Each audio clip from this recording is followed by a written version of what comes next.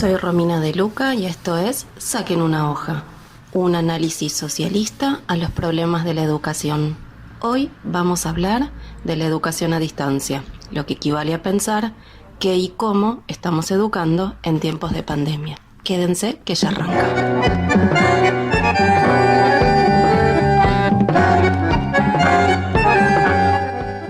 Bueno, hoy vamos a hablar de educación a distancia y para eso vamos a conversar sobre lo que actualmente se está discutiendo en el Parlamento.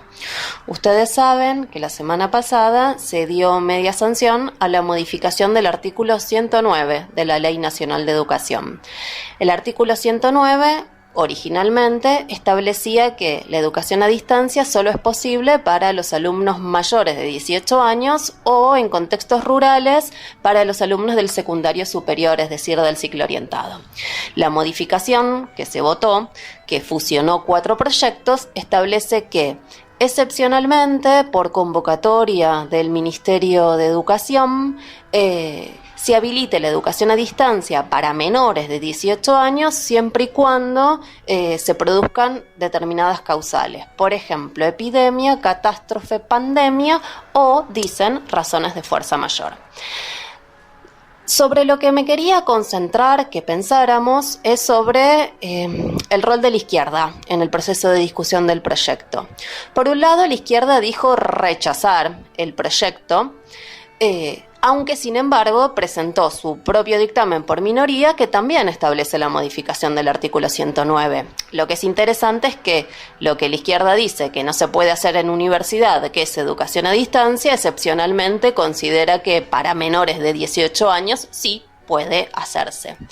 ¿Cuáles son las claves de la diferencia del proyecto de la izquierda? Bueno, por un lado, que fija que la educación a distancia solo se puede implementar en casos en los cuales la inasistencia a los establecimientos se produzca por tiempos prolongados. Y por otro lado, elimina la causal fuerza mayor. ¿Por qué? Porque por un lado lo que la izquierda señala es que esto podría utilizarse para, en otros contextos que no impliquen catástrofes, por decirlo de alguna manera, el gobierno busca reemplazar a los docentes por computadoras. Básicamente el ejemplo que dio fue en situaciones de huelga docente.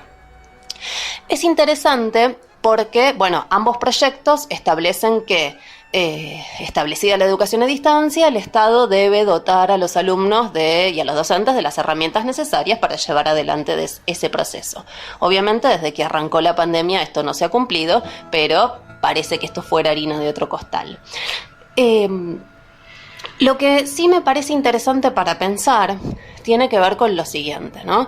El proyecto de la izquierda señala, además, de esta modificación, lo que agrega es que en caso de que se habilite la educación a distancia, las condiciones laborales van a tener que ser fijadas en convenios colectivos y por otro lado lo que pide es el respeto de función y cargo de los docentes mientras dure la asistencia pedagógica y por otro lado señala, vinculado a esto, el derecho a desconexión.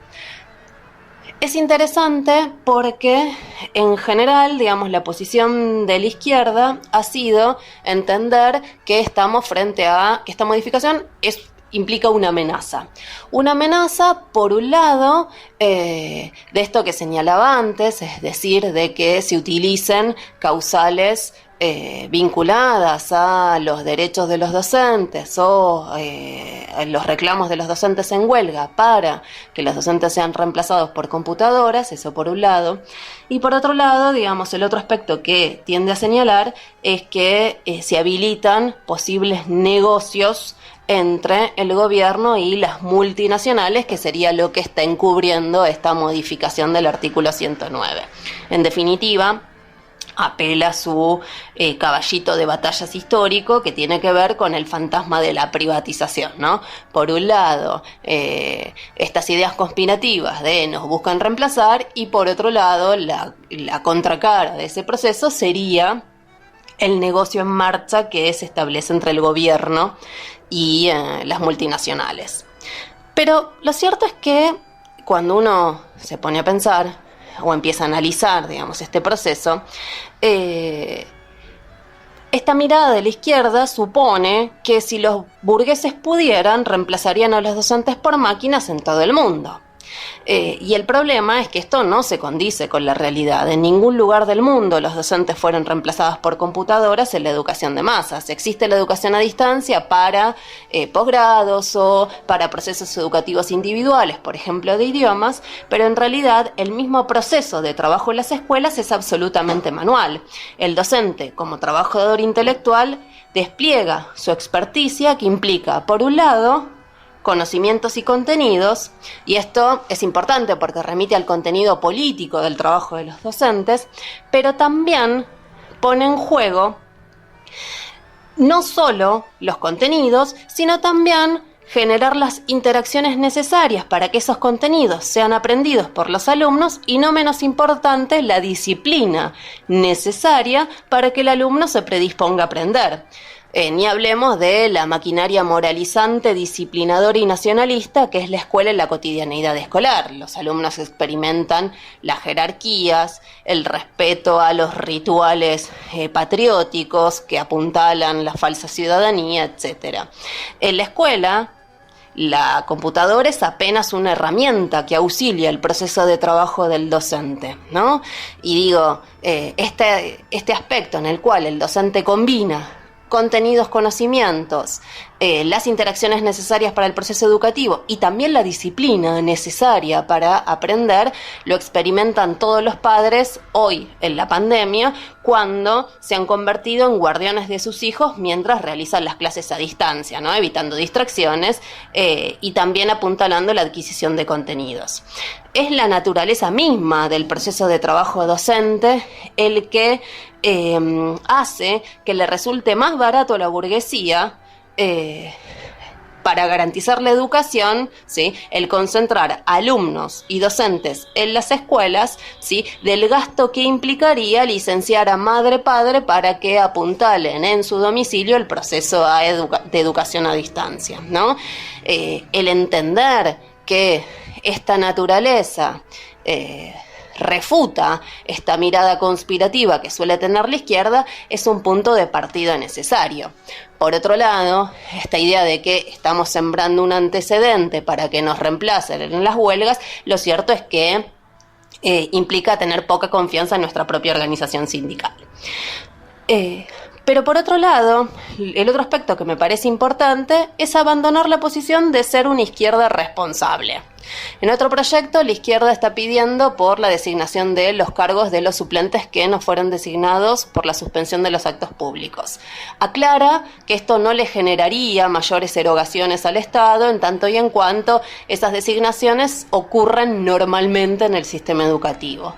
Digo, en realidad, en lugar de cuidarle el bolsillo a la burguesía, lo que tendríamos que pensar es ¿qué hacemos aquí y ahora?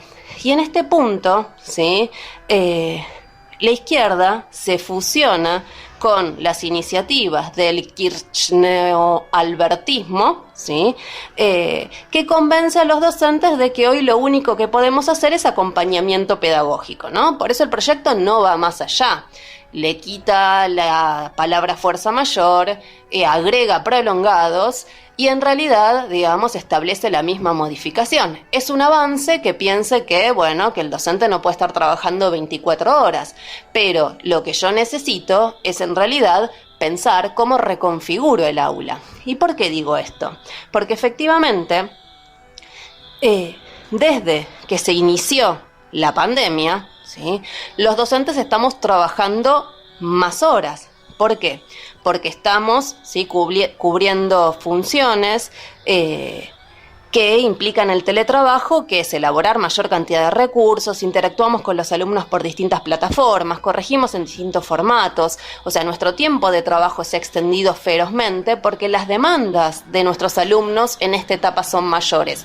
Entonces no alcanza con decir que me respeten mi tiempo de trabajo si yo lo que voy a atender es apenas a 30 o 40 alumnos por curso. Es decir, el pensar que puedo atender esa cantidad de alumnos a distancia verdaderamente es imposible. Es por eso que se utiliza esta imagen del acompañamiento pedagógico. No voy a educar, apenas te voy a acompañar. Pero en realidad, si nosotros queremos defender esa tarea que nos es propia, lo que tenemos que utilizar es esta situación extraordinaria para realizar nuestras demandas extraordinarias. Entonces, precisamente, necesito reconfigurar el aula.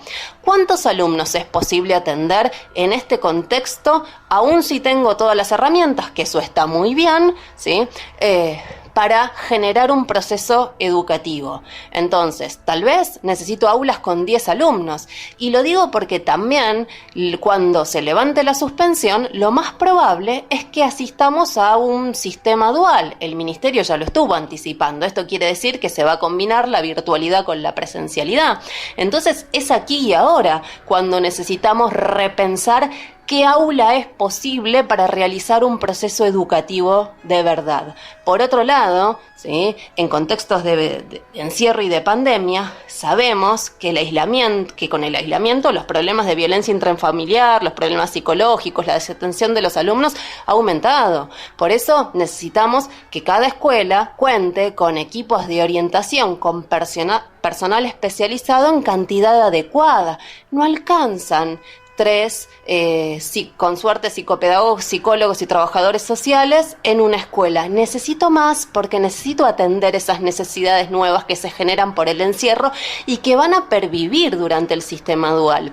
Por otro lado, obviamente, la educación a distancia presupone un acompañamiento técnico que el docente no tiene. Entonces, en lugar de mostrarnos como una izquierda responsable, lo que nosotros tenemos que hacer es luchar por lo que es nuestro. Y lo que es nuestro es el conjunto de la riqueza social que generamos nosotros. Entonces, tenemos que exigir dónde queremos que se ponga esa riqueza y en dónde la necesitamos. Una mirada socialista sobre los problemas de la educación implica abandonar esa mirada de izquierda responsable.